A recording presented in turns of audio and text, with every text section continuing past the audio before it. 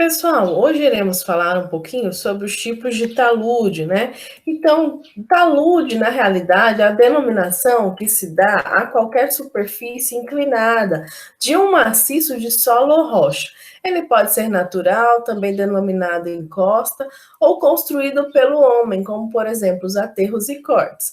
Então, a gente verifica que, no caso dos aterros construídos ou cortes, a análise deve ser realizada considerando as alterações geradas ao longo da execução e após o término da obra, de forma a identificar a condição mais crítica em termos de segurança. No caso das barragens de terra, deve-se analisar a estabilidade das diversas etapas de construção e operação, isto é, no final da construção, durante a operação, em situações em que a barragem poderá estar sujeita a um rebaixamento rápido do reservatório. Então, as barragens de rejeitos, por exemplo, são estruturas semelhantes às barragens de terra. Entretanto, tem a função de estocagem de resíduo e em muitos casos aí o próprio rejeito é usado como material de construção. Então, esse tipo de obra tem como condição crítica a baixa capacidade de suporte do resíduo. Então, a ruptura em si caracteriza-se pela formação de uma superfície de cisalhamento contínua na massa de solo.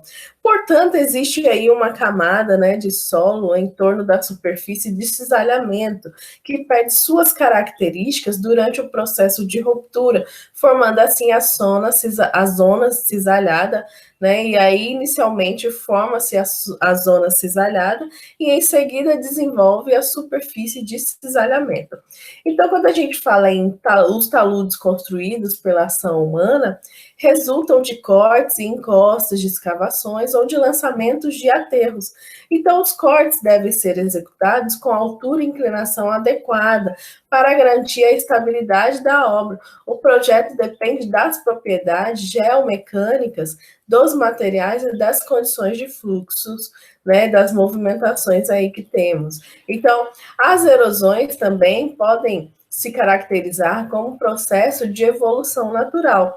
E as erosões costeiras, por exemplo, representam um processo que se desenvolve a partir de um conjunto de fenômenos e processos dinâmicos que alteram aí as condições de estabilidade e podem levar a situações de riscos para as populações que ali vivem ou para as eventuais ocupações futuras. E os processos erosivos são subdivididos em dois movimentos, de acordo com o agente deflagrador, quando a área subterrânea é o principal agente, o processo é denominado vossoroca, caso contrário, denomina-se ravina.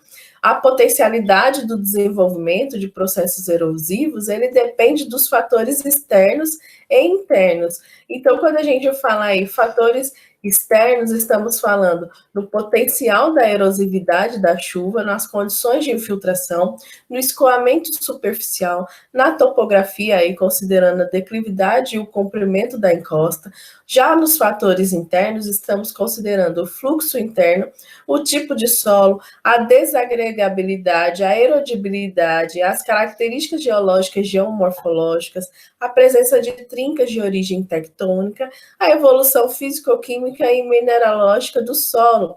Então, se formos observar a gênese e evolução das erosões, os mecanismos atuam de modo isolado ou em conjunto com os fenômenos, como, por exemplo, erosão superficial, erosão subterrânea, solapamento, desmoronamento, estabilidade de taludes, que são os escorregamentos, além das alterações que os próprios solos podem sofrer em consequência dos fluxos em meios saturados e não saturados em direção aos taludes, tornando complexo o conhecimento.